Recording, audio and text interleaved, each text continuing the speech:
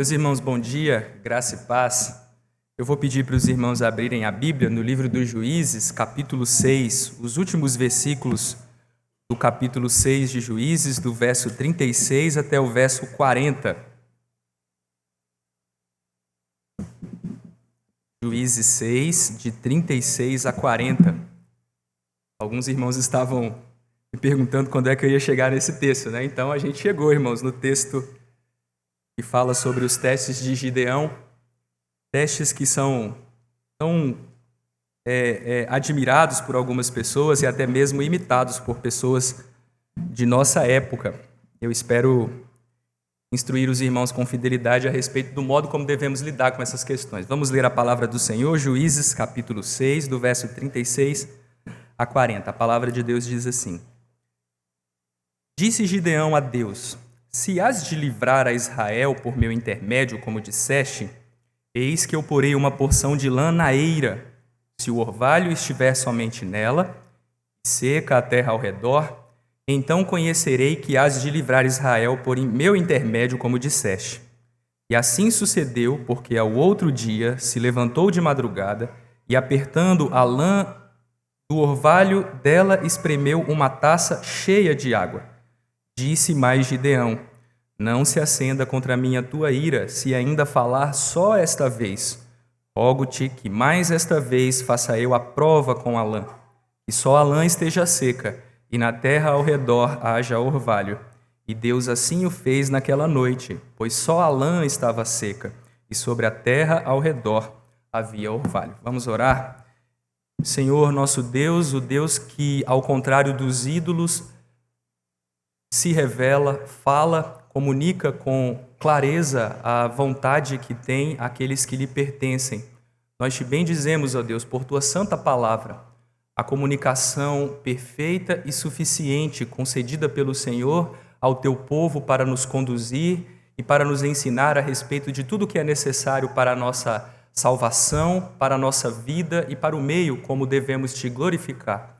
Bendizemos-te, Senhor, pelas Escrituras e rogamos-te que diante dela o nosso coração se submeta, sem rebeldia, sem questionamentos, sem quaisquer dúvidas. Pelo contrário, que com mansidão acolhamos em nosso coração a palavra que, uma vez colocada dentro de nós, em nosso interior, é poderosa para salvar nossa alma. Tem misericórdia do teu povo, ó Deus, e nos abençoa. Em nome de Jesus. Amém. Irmãos, eu quero começar o sermão de hoje fazendo uma observação sobre a nossa visão teológica da palavra de Deus, das Escrituras. Na tradição reformada, existe uma visão muito elevada, muito cheia de estima pela palavra de Deus. Se os irmãos notarem, no primeiro capítulo de nossa confissão de fé, a Confissão de Fé de Westminster, aquilo que se fala sobre a Escritura demonstra uma visão elevada dos reformados, e especificamente os reformados ali, os nossos pais, que nos legaram esse documento histórico, uma visão muito elevada da palavra de Deus. Nos parágrafos 4º e 5º de nossa confissão, do primeiro capítulo, ali encontramos uma ideia básica para a nossa visão das Escrituras, que é a ideia de que a palavra de Deus é auto-autenticada. Ela não depende de autenticação, de confirmação externa. Toda a sua autoridade, a garantia de que ela é verdadeira, ela possui em si mesma. É verdade que os nossos símbolos de fé dizem que é o Espírito Santo quem confirma essa certeza no crente, mas a Escritura, a palavra de Deus, é auto-autenticada. Vejam o parágrafo 4º do capítulo 1º de nossa confissão, o que diz: A autoridade da Sagrada Escritura, pela qual deve ser crida e obedecida, não depende do testemunho de qualquer homem ou igreja, mas depende somente de Deus, que é a verdade em si mesmo, o seu autor, e, portanto, deve ser recebida porque é a palavra de Deus. A Escritura se auto-autentica. A fonte de sua autoridade é proveniente de seu autor, Deus, que é a verdade em si mesma. E, por isso, a Escritura deve ser recebida porque é palavra de Deus. A Escritura, portanto, na nossa visão, é um axioma teológico, não precisa de provas, não precisa de autenticação. A autoridade da palavra de Deus é intrínseca, não deriva de homens, de igrejas ou de instituições. A palavra de Deus, as Santas Escrituras, têm autoridade porque são a palavra de Deus, não porque algum homem, alguma igreja ou alguma tradição declararam que ela é a palavra de Deus, como falsamente ensina a Igreja de Roma. A Igreja de Roma diz que é ela quem nos diz, é ela quem nos apresenta aquilo que é a palavra de Deus. Mas nós não acreditamos nisso. A Escritura se autentica. É o ponto de partida, a palavra de Deus é o ponto de partida normativo. Não é algo a ser provado por qualquer outra autoridade. Isso é fundamental para nós. Quando afirmamos, portanto, que a palavra de Deus, a Escritura, é auto-autenticada, nós poderíamos resumir o ensino dizendo as seguintes coisas. Ela é o ponto de partida, não precisa ser provado por outro padrão, regra ou autoridade. Ela contém suas próprias marcas da divindade, é o próprio Deus falando nela ao seu povo. E negar as Escrituras, negar a palavra de Deus e sua autoridade é, portanto, negar o próprio fundamento do conhecimento e da verdade. A Escritura, a palavra de Deus, possui autoridade divina. Por isso, como ensinam os reformados, ela é a norma que normatiza todas as outras normas, a tradição eclesiástica, os escritos dos doutos teólogos, as opiniões dos homens, e ao mesmo tempo em que normatiza todas as outras, não é normatizada por ninguém. Não está debaixo do crivo de nenhuma norma, de nenhuma regra externa a ela. Em outras palavras, ao mesmo tempo em que a Escritura julga, não pode ser julgada por ninguém, ela julga todas as coisas. Ou como diz a nossa confissão de fé, é o juiz supremo ao qual devemos recorrer em todas as questões de natureza doutrinária e eu diria em todas as questões de fundamento do nosso conhecimento. A autoridade da Escritura, portanto, não é algo que se prova, mas que se reconhece. Ela é a voz de Deus, a palavra de Deus, e não há autoridade superior para validá-la. Por que eu estou fazendo essa introdução tratando a respeito da visão reformada e especificamente dos padrões de Westminster a respeito do que pensamos da palavra de Deus, das Santas Escrituras? Eu estou falando disso, irmãos, porque ainda que estejamos lidando com um texto numa época em que ainda o cânon não estava fechado, nós estamos diante de um texto que lida exatamente com essa dificuldade. A dificuldade dos homens, inclusive crentes, como é o caso de Gideão no texto, a dificuldade que os homens têm de aceitar a autoridade inequívoca da palavra de Deus. Isso é doído para nós. A gente não quer aceitar a autoridade que Deus tem falando ao seu povo em sua palavra. Não nos submetemos com facilidade à autoridade da palavra de Deus. O nosso desejo é controlá-la, não sermos controlados por ela. Por natureza, e quando eu digo por natureza, eu estou levando em conta o pecado, por natureza, todos nós desejamos ter a palavra final. É por isso que contestamos a palavra de Deus, é por isso que fazemos testes e relutamos em seguir a palavra quando reconhecemos a verdade divina, o próprio Deus nos falando nela, é por isso que relutamos em segui-la sem questionamentos. Queremos que a Escritura esteja sob o nosso julgamento, sob o nosso controle, e não o contrário. É exatamente o que lemos aqui no texto. É exatamente o que Gideão está fazendo aqui nesses versos tão imitados, emulados por a maioria dos evangélicos. Gideão não aceita de maneira sem questionamentos a autoridade da palavra de Deus. Ele duvida da palavra de Deus e isso o conduz a uma invenção. Ele inventa uma forma pessoal, criada por ele mesmo, de confirmar a veracidade daquilo que Deus diz. Gideão coloca a palavra de Deus sob sua autoridade, sob seu julgamento, e não ele debaixo da autoridade da palavra de Deus. Essa questão, meus irmãos, nos faz retornar a uma questão que, esse problema nos faz retornar a uma questão que eu levantei quando comecei a falar sobre Gideão.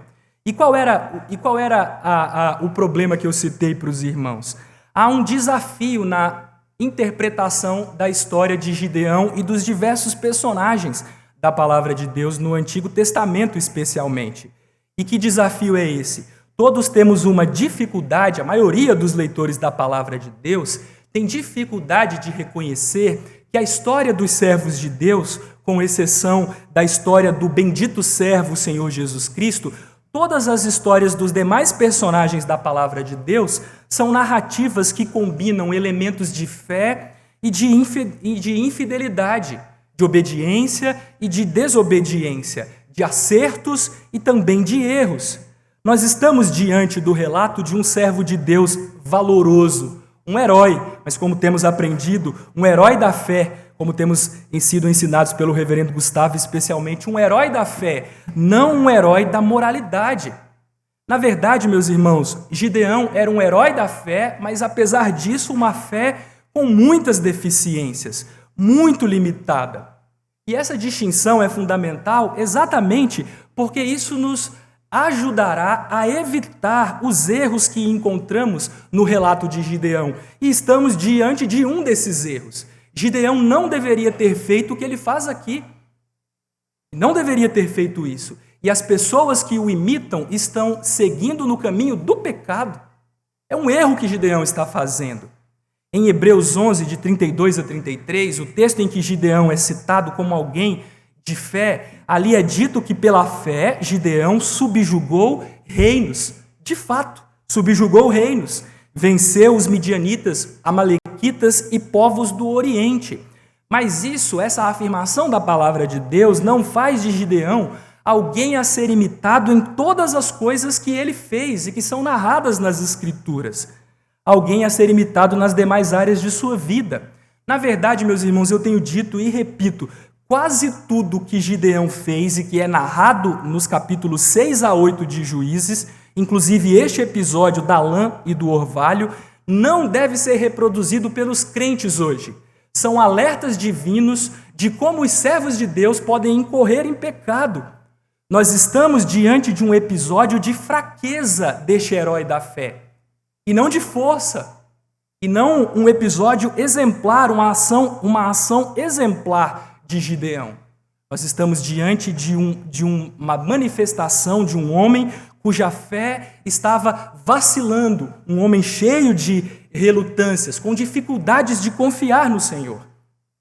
Mas, meus irmãos, poderíamos então resumir, não vou me delongar mais nessa introdução para explicar por que estou chegando a esta conclusão que já apresento na introdução.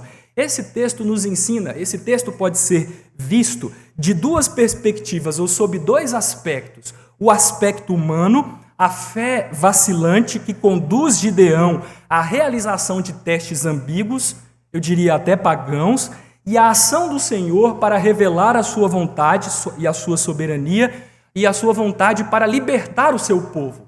Nós podemos olhar esse texto dessas duas perspectivas. O erro de Gideão, sua fé vacilante, seus métodos duvidosos e nessas dificuldades apresentadas por seu servo, a ação do Senhor para revelar sua soberania sobre os deuses e sua vontade resoluta de libertar seu povo da opressão dos inimigos da opressão midianita. Poderíamos dizer então o seguinte: mesmo quando Gideão vacila em sua fé e testa a palavra de Deus de modo duvidoso, o Senhor revela a sua soberania e confirma a sua determinação de livrar o seu povo através de um personagem, de um instrumento improvável. Os erros de Gideão e a ação do Senhor para demonstrar a sua resolução de livrar o seu povo e manifestar sua soberania sobre os ídolos, sobre os deuses.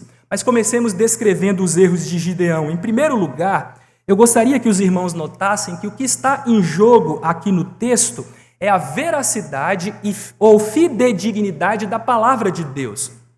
Notem que em duas ocasiões, no versículo 36 e no versículo 37, vejam o que observamos. No versículo 36, se hás de livrar a Israel por meu intermédio, como disseste. Notem bem, o que está em jogo aqui? Aquilo que Deus disse, como disseste. Agora no versículo 37, então conhecerei que hás de livrar Israel por meu intermédio, como disseste. Então, a grande questão aqui do texto é que Gideão está questionando a palavra do Senhor. Este é o primeiro aspecto que devemos observar dos equívocos de Gideão. A palavra que Gideão questiona, ou a palavra questionada por Gideão. É este o ponto fundamental. Se você deseja entender os testes feitos por Gideão em Juízes 6, de 36 a 40, você precisa entender o tipo de interação ou o contexto da interação divina com Gideão. O que Deus comunicou a Gideão, ao qual ele faz referência aqui nos versos 36 e 37. O que Gideão queria confirmar? Ou colocando de maneira mais clara, do que Gideão estava duvidando? Que tipo de palavra ou revelação divina Gideão está questionando, buscando confirmações? Notem, portanto, que o que está em jogo nesses testes de Gideão é a palavra de Deus, a revelação divina. É como se Gideão perguntasse para Deus: o que está por detrás destes versos será que as palavras que o Senhor me disse são verdadeiras?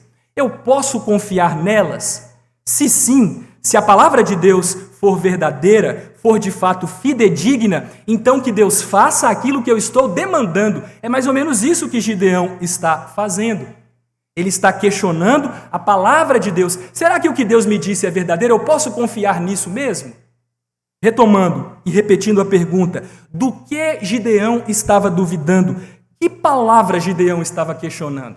Você não entenderá o que Gideão está fazendo e o erro cometido por ele, se não avaliar todo o contexto anterior dessa passagem. Deixe-me relembrar aos irmãos aqui. Gideão, nos versículos 36 e 37, quando ele afirma como disseste, ele está apontando para o que Deus disse para ele nos versículos 12, 14 e 16 de Juízes 6, em sua primeira interação com o Senhor. E em resumo, como podemos resumir o que Deus disse para Gideão? Deus disse a Gideão, na verdade, Deus assegurou Gideão de sua presença poderosa. Depois leiam lá o versículo 12 do capítulo 6. O anjo do Senhor lhe apareceu e lhe disse: o Senhor é contigo. É essa palavra que Gideão está questionando. O Senhor é contigo. Deus assegura a sua presença a Gideão no versículo 12 e também no versículo 16. Tornou-lhe o Senhor: já que estou contigo. Então notem, resumindo, o que Deus disse para Gideão? Qual foi a palavra dita pelo Senhor a Gideão, que Gideão está tentando confirmar aqui, questionando? Deus assegura Gideão de sua presença poderosa, e essa presença poderosa de Deus seria a causa de sua vitória decisiva contra os midianitas. Porém, mais do que isso, Deus diz no versículo 14 que chamou Gideão. É uma confirmação de chamado. Deus diz através de seu bendito anjo no versículo 14. Então se virou o Senhor para ele e disse: vai nessa tua força e livre Israel da mão dos midianitas. Porventura não te enviei eu? Essa não é uma pergunta de dúvida, mas é uma declaração como se Deus estivesse dizendo para Gideão: vá livrar o povo, porque eu te chamei, eu te escolhi para essa tarefa decisiva. É essa a palavra que Gideão está referindo nos versículos 36 e 37. Mas vejam, irmãos, a questão não é só o que Deus disse a Gideão, mas é também a questão quem falou as palavras para Gideão. Isso é que é mais impressionante. As palavras proferidas, declaradas a Gideão, não foram ditas por um profeta. Isso já seria algo extraordinário. Receber a palavra de Deus da boca de um santo profeta já é algo extraordinário. Mas foi mais, foi o próprio anjo do Senhor. E eu entendo, como a maioria dos reformados, o próprio Filho de Deus. Estamos diante de uma cristofania, uma aparição antes da encarnação de nosso Senhor, o Verbo eterno, Cristo. Não foi qualquer profeta do Senhor quem proclamou aquela palavra para Gideão, foi o próprio Verbo eterno de Deus. A palavra que foi proferida pela palavra, pelo Verbo que adiante encarnaria. E como se a aparição do anjo do Senhor fosse algo de somenos importância, Gideão duvida, pede um sinal, e o que o anjo do Senhor faz? O anjo do Senhor concede o sinal. ao fazer fogo brotar da penha e consumir os alimentos que Gideão tinha apresentado para o Senhor, para o anjo do Senhor. Portanto, vejam, a palavra de Deus foi declarada a Gideão de maneira inequívoca pelo anjo do Senhor, confirmada por um sinal, mas não para aqui, irmãos. Gideão é o homem que recebe mais confirmações no livro de Juízes. Nenhum outro recebe tantas confirmações como este homem. Mais adiante, Deus, no versículo que lemos na última pregação, no versículo 34 especialmente, Deus revestiu Gideão com o seu espírito, como se uma roupa o envolvesse, dando-lhe a capacidade e as valências necessárias para livrar o povo de Deus daqueles inimigos poderosos. E como prova de que o Espírito estava com Gideão, quando ele toca a trombeta, convoca os seus próprios parentes e moradores de sua mesma cidade, que poucas horas antes queriam matá-los e agora os seguem. E não apenas isso, Gideão toca a trombeta, chamando as tribos do norte, e aquele homem fraco, relutante, é ouvido por seus compatriotas. Como isso aconteceu? Por causa do Espírito de Deus que o revestiu. E mesmo assim, Gideão questiona: será que Deus está comigo mesmo? Será que Deus vai fazer aquilo que ele me disse? Depois de ouvir a palavra, depois de ter presenciado o anjo do Senhor, o próprio Filho de Deus, depois de ser revestido pelo Espírito, depois de convocar os seus compatriotas, tocando a trombeta e ser atendido, depois de tudo isso, Gideão testa a palavra do Senhor com lã e orvalho. Percebem o problema, irmãos? Percebem aqui o problema? Gideão estava diante da luz, e é como se ele estivesse, luz claríssima, e é como se ele pedisse uma vela para o Senhor, quando a luz estava acesa. O anjo do Senhor lhe apareceu, lhe deu um sinal, já uma manifestação de sua incredulidade.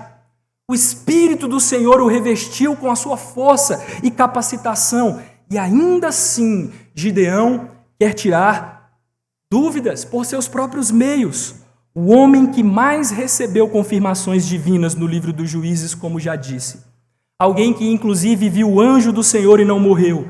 É o homem que segue duvidando de Deus e da fidelidade de sua santa palavra, pedindo sinais.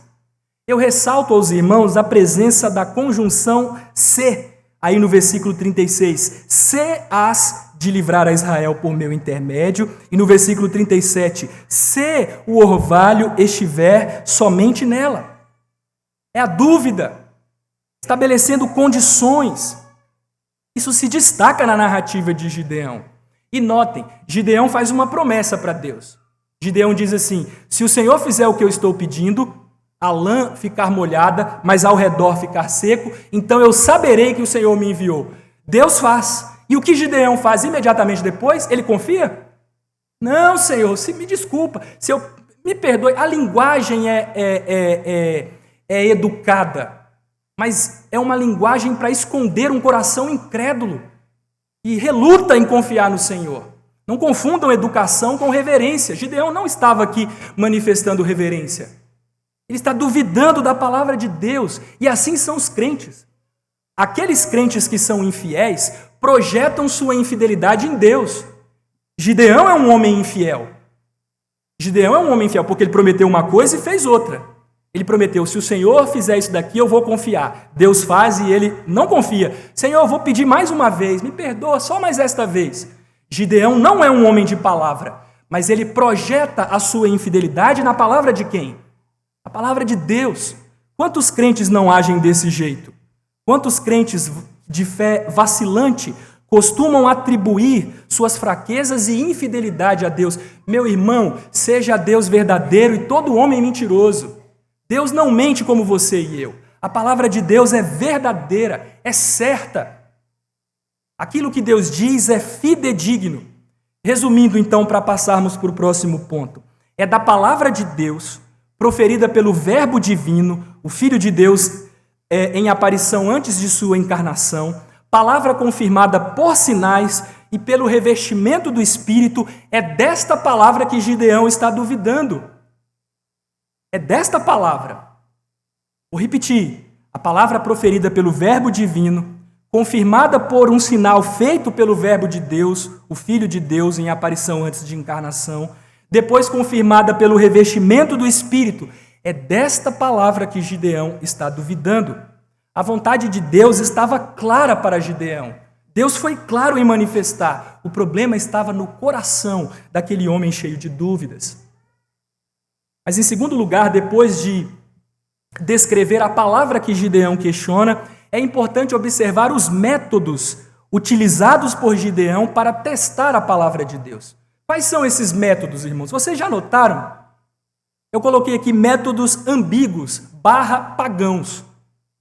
No mínimo, o que podemos dizer é que são ambíguos, mas, na verdade, aqui existem influências de paganismo. Gideão é um crente de fé sincrética. Ele mistura elementos da religião verdadeira com a religião cananita. Os crentes que não confiam na palavra de Deus de todo o coração, que duvidam da fidedignidade da palavra de Deus, acabam por sofrer as influências danosas de visões de mundo contrárias à vontade de Deus. Como Gideão, abraçam formas de sincretismo.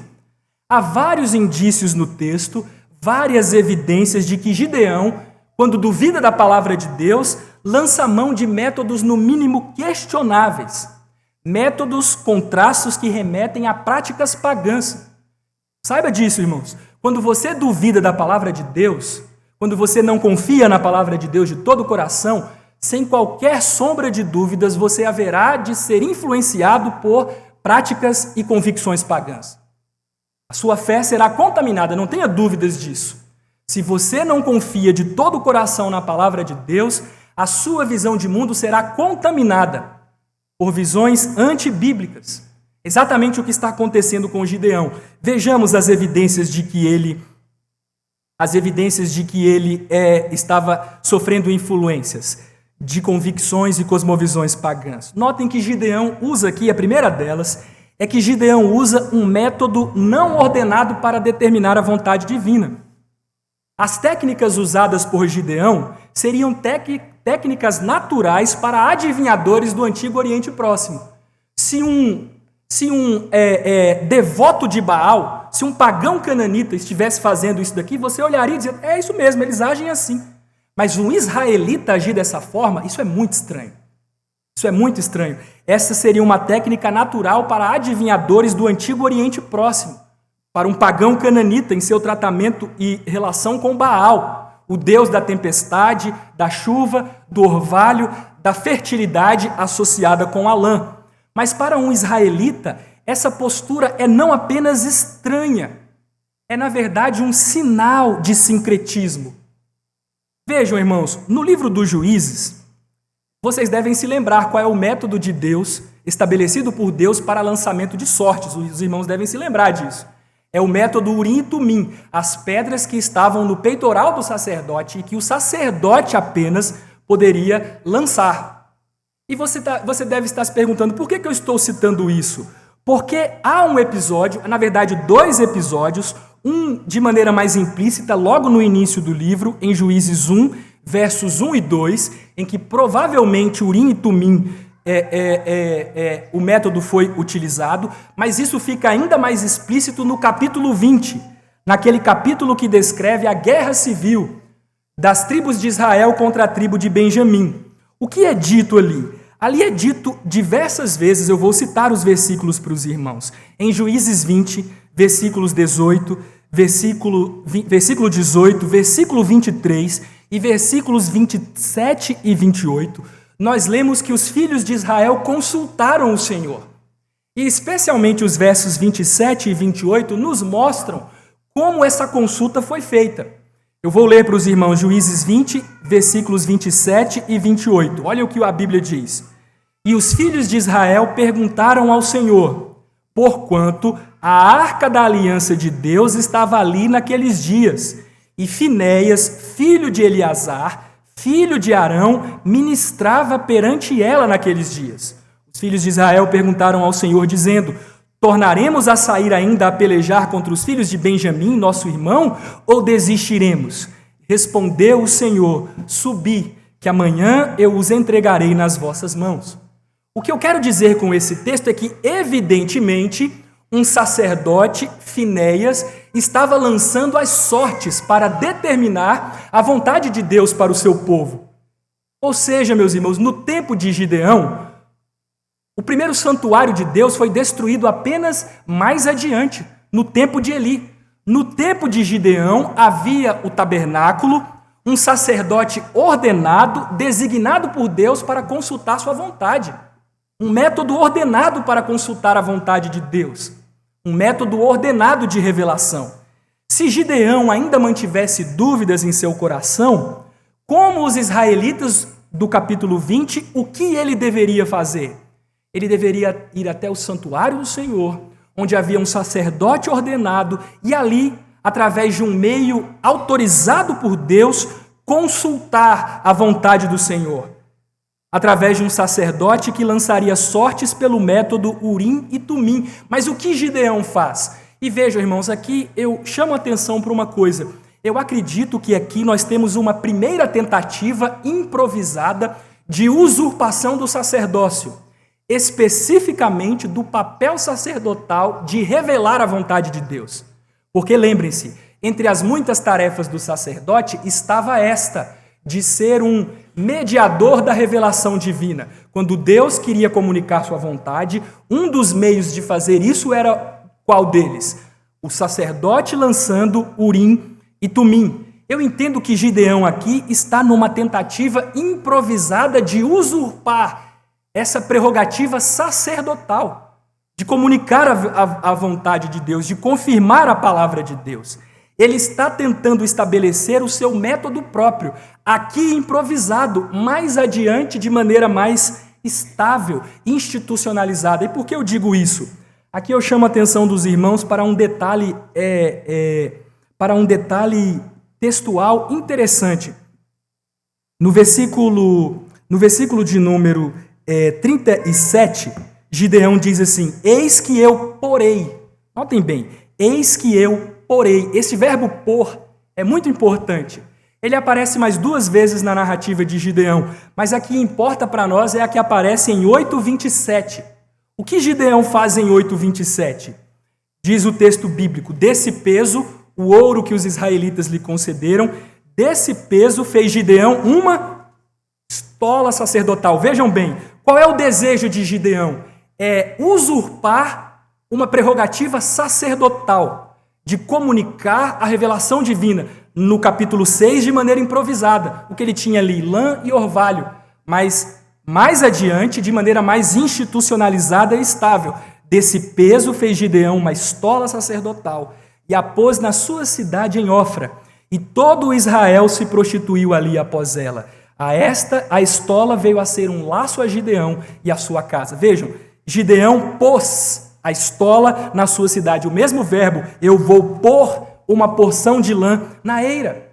Portanto, vejam, nós estamos diante de um teste que simboliza o intento de Gideão de colocar-se acima da palavra de Deus, acima dos meios usados por Deus para comunicar sua vontade. O lançamento de sortes por meio dos sacerdotes. Gideão está dizendo: eu só aceitarei a palavra de Deus se a palavra de Deus se submeter ao meu método. Eu não aceito os métodos divinos. Eu vou inventar o meu. Vou usurpar uma prerrogativa sacerdotal. É isso que encontramos no texto. Infelizmente, irmãos, há muitos crentes que são assim. Eles, ao invés de confiarem naquilo que Deus ensina em sua palavra, inventam seus próprios métodos, apóstatas, rebeldes, para consultar a vontade de Deus. Se meu marido der 2 voltas na porta, é para eu fazer. Se der uma volta só, eu não faço. Eu vou colocar o copo em cima. Se meu marido pegar, é uma coisa. Se chover hoje, é para eu fazer. Se não chover, não é. As pessoas vão inventando os seus métodos para esconder, para mascarar a sua revolta contra a autoridade suprema da palavra de Deus. Se você tem imitado Gideão nessas práticas, cuidado. A sua fé está debaixo da influência de convicções pagãs, contrárias à palavra de Deus. Os métodos de Deus comunicar sua vontade foram instituídos por Ele mesmo. O homem não tem autoridade de fazer isso. Gideão não deveria ter feito isso. Se ainda tinha dúvidas e não precisava tê-las, porque o anjo do Senhor lhe falou a palavra de Deus, ele foi revestido com o Espírito, ele podia ir ao tabernáculo, consultar a vontade de Deus por um meio ordenado, mas Gideão quer tomar para si esse poder. O poder de dizer o que é ou não palavra de Deus. Isso que estamos, é diante disso que estamos. A tentativa dos ímpios, os ímpios fazem isso. Mas notem, irmãos, que há mais evidência aqui de que Gideão está fazendo alguma coisa que não deveria fazer. Os irmãos notaram o lugar em que Gideão faz o teste? Notaram, irmãos? Onde Gideão coloca a porção de lã? Para o orvalho molhar e depois para o orvalho não molhar. Vejam aí no versículo 37. Eis que eu porei uma porção de lã na eira. Na eira. Esses detalhes às vezes passam... os crentes não se apercebem desses detalhes, fazem uma leitura acelerada das Escrituras e não percebem diante do que estão.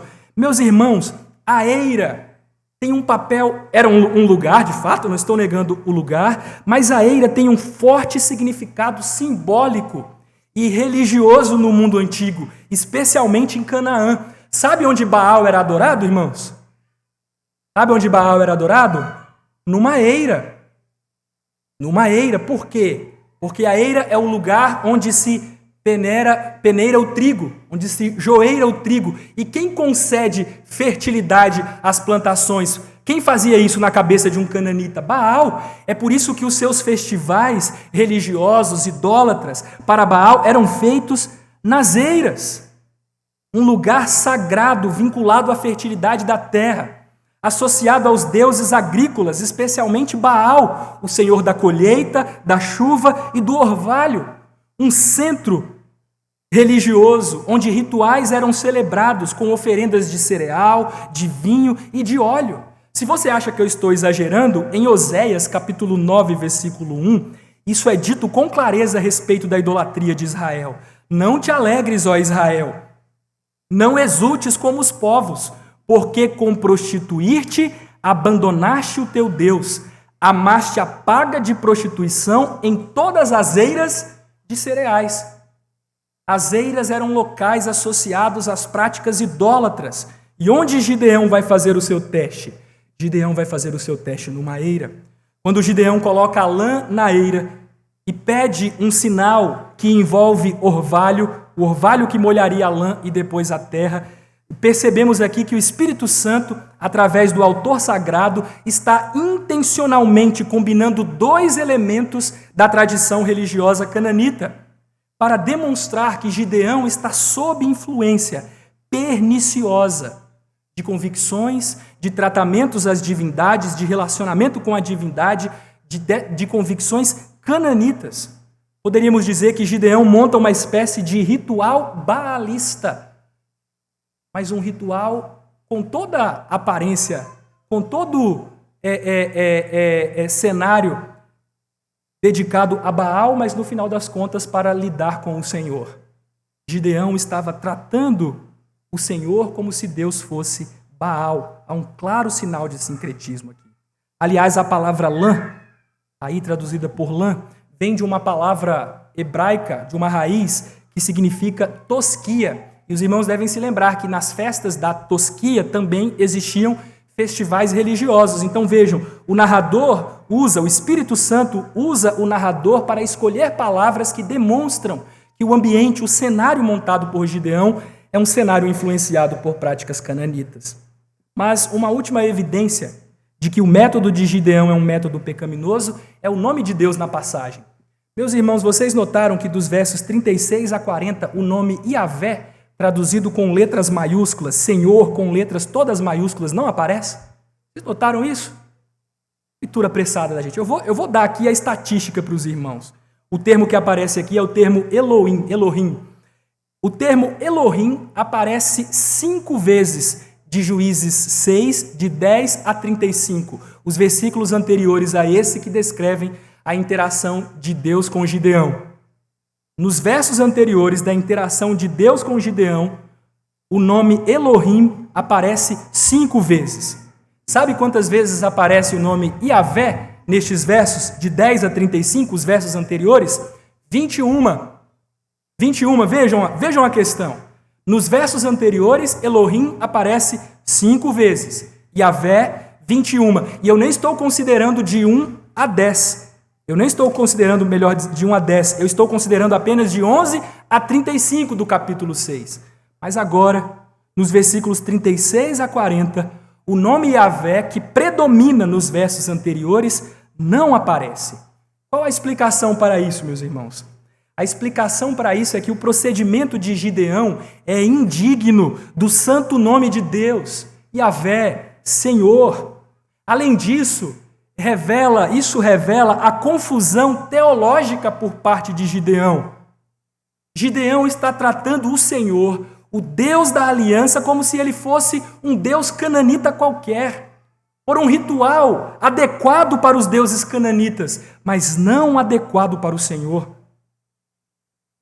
Um comentarista diz o seguinte: o narrador aparentemente percebe a incongruência da situação por deliberadamente referir-se a Deus pela designação genérica Elohim, ao invés do nome pessoal pactual Yahvé, o Deus dos israelitas. Fecha aspas. Em suma, meus irmãos, a compreensão de Gideão sobre Deus não era plenamente baseada na revelação divina, estava contaminada com elementos cananitas. Estamos diante de um texto que revela distância teológica e espiritual da parte de Gideão para com o Senhor da aliança. É por isso que o texto não chama Deus de Yahvé. Gideão está se mostrando um homem distante teológica e espiritualmente do Senhor, o Deus da aliança. Portanto, o método utilizado por Gideão aqui é um método característico dos povos cananitas, mas não uma forma apropriada para tratar aquele que é Senhor de todas as coisas. Essa é a segunda questão, a palavra questionada, o método utilizado. E, em terceiro lugar, esse texto relaciona Gideão com a geração rebelde do deserto. Notem, meus irmãos, a palavra de Deus, os termos utilizados, a palavra de Deus não é vã. As coisas são utilizadas para nos ensinar. A palavra, inspirada pelo Espírito, nos ensina. E notem que, ao escolher uma determinada palavra, o texto bíblico relaciona Gideão à geração rebelde que foi liberta do Egito e que pereceu no deserto. No versículo de número 39, vejam o que é dito aí de Gideão. Vejam o que Gideão diz. Disse mais Gideão: não se acenda contra mim a tua ira, se ainda falar só esta vez. Rogo-te que mais esta vez faça eu prova. Faça prova é um verbo só. Que mais esta vez eu prove com a lã. Eu teste com a lã. Foi por isso que eu li o texto de Êxodo, capítulo 17. Os filhos de Israel provaram ao Senhor, dizendo: o Senhor está ou não no meio de nós? Princípio Emanuel. O que Gideão está questionando aqui? A palavra de Deus, eu sou contigo, princípio Emanuel. Vejam a relação. O verbo aqui traduzido como fazer prova, o verbo nassar, é claramente um verbo com teor negativo quando o sujeito é um homem. Quando Deus é o sujeito desse verbo, tudo bem. Deus tem o direito de provar a fidelidade dos homens. Como testou a fé de Abraão, o mesmo verbo. Como provou Israel no deserto, o mesmo verbo. Quando os homens são o objeto e Deus o sujeito, não há problema algum com este verbo. Agora, quando os homens são o sujeito, Deus e sua palavra são o objeto, este verbo tem teor negativo. Os homens não podem testar o Senhor, não podem provar a Deus. Você deve perguntar, mas e em Malaquias capítulo 3, versículo 10? O verbo ali é diferente. Provar não é no sentido de questionar se é verdadeiro ou não, mas é de experiência, de experimentar a fidelidade de Deus. É um verbo diferente, não é o mesmo verbo. Na verdade, o verbo nassar é traduzido em Deuteronômio capítulo 6,16 da seguinte maneira: não tentarás o Senhor teu Deus como tentaste em Massá. Não tentarás, não provarás o Senhor teu Deus, como provaste, como tentaste em Massá. E esse texto é citado pelo Senhor Jesus Cristo em sua prova contra o diabo. O diabo oferece um sinal para Cristo. Cristo não pede sinais para Deus, porque a palavra de Deus para Cristo era certa, ele confiava no Senhor. Cristo não pede sinais, mas quando o diabo sugere um sinal para Cristo, que sinal? Ele coloca o Senhor no pináculo do templo e agora pule daí, porque a mesma linguagem de Juízes, se és o Filho de Deus, ele enviará os seus anjos para livrá-lo da queda. E o que Jesus diz para Satanás? Não tentarás o Senhor teu Deus. Deus é verdadeiro, a palavra do Senhor é fiel.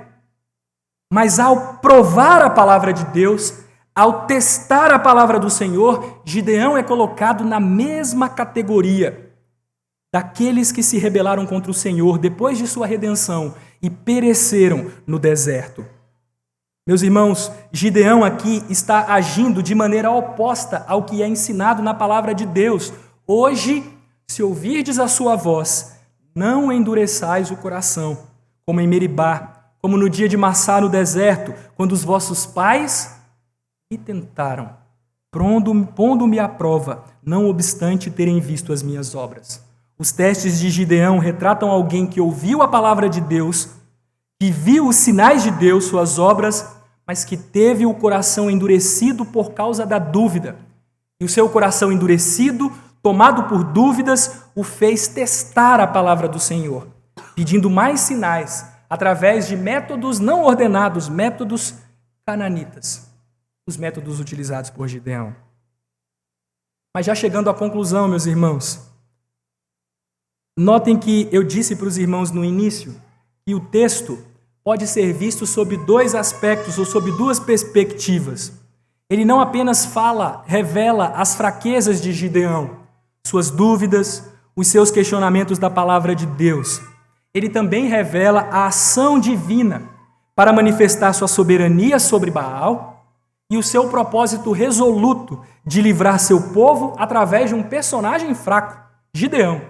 Quando Deus quer livrar seu povo, ele usa até mesmo pessoas como Gideão. Vejam que coisa. Em outras palavras, meus irmãos, esse texto não apenas nos fala dos defeitos de Gideão que devemos evitar, ele também fala do próprio Deus agindo a subversão provocada pelo Senhor. E por que eu digo subversão? Todo o cenário é um cenário cananita. Uma eira, lã e orvalho, o símbolo da autoridade de Baal, métodos apropriados para um cananita, muito parecidos com métodos de adivinhação do Antigo Oriente Próximo, mas Deus com paciência, com tolerância e graça, tolera as fraquezas de Gideão e responde aos seus pedidos. Isso é impressionante, irmãos. Gideão está montando um cenário cananita, tratando o Senhor como se o Senhor fosse Baal, mas ainda assim, com paciência e graça, tolerando suas fraquezas, Deus responde, e a resposta de Deus subverte todo aquele cenário, todo aquele contexto pagão. Quem era retratado na cultura cananita como o senhor do orvalho? Baal. Mas quem controla o orvalho, irmãos? Quem derrama chuva sobre o seu povo? Quem faz cair orvalho sobre o seu povo? É Deus. Deus está mostrando para Gideão, pare de acreditar que Baal pode fazer alguma coisa. Quem manda no domínio que é atribuído pelos cananitas a Baal não é Baal, sou eu, o Senhor.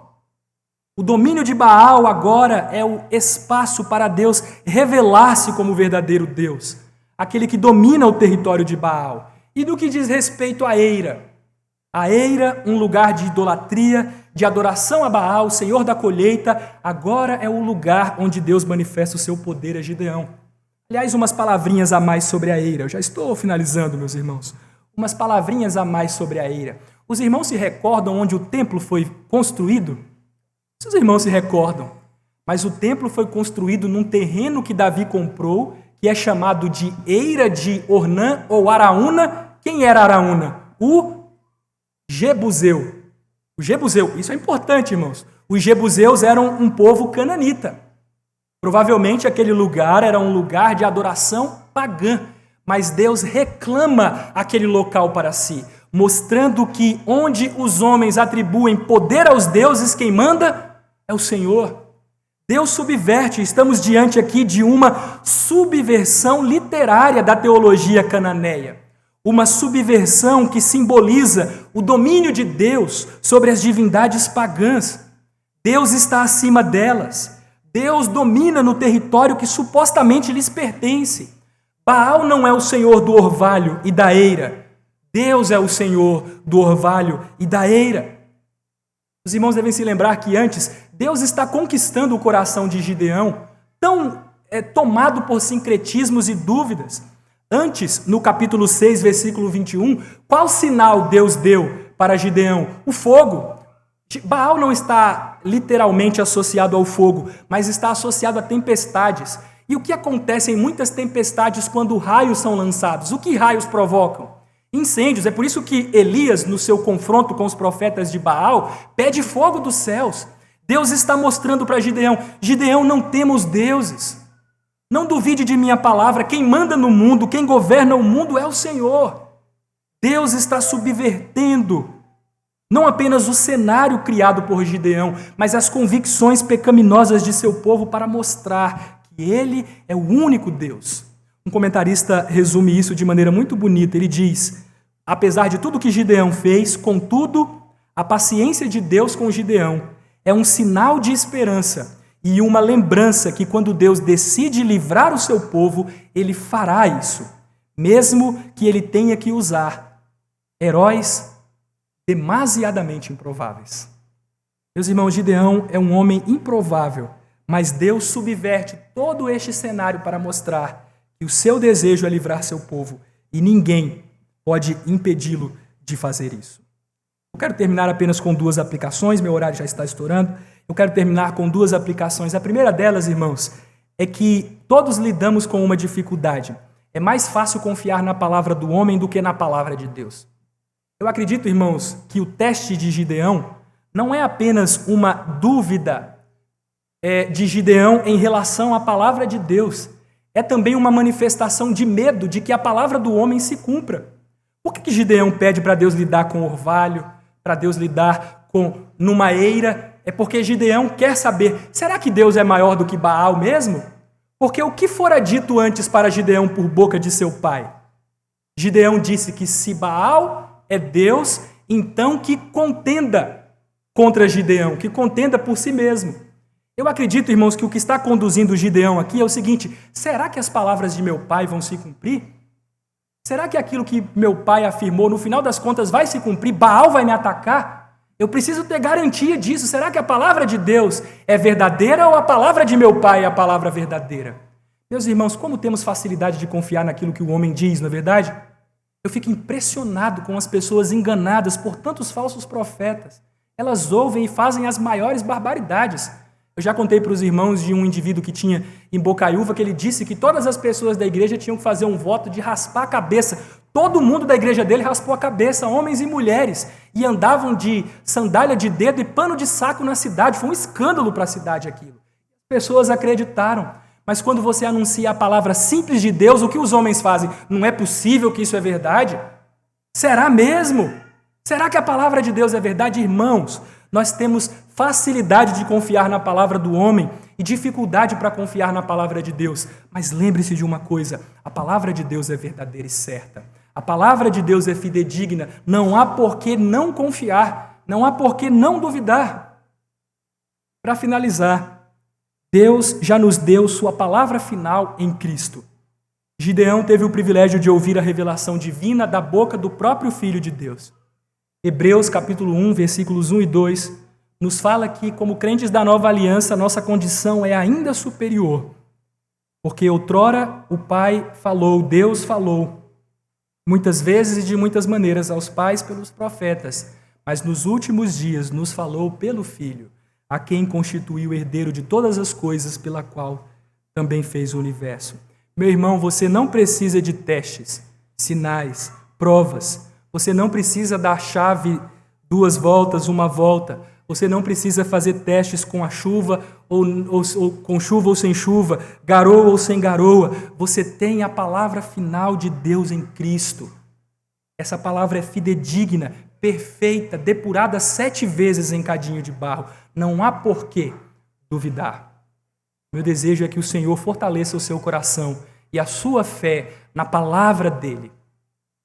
Que a palavra de Deus é viva e permanece para sempre.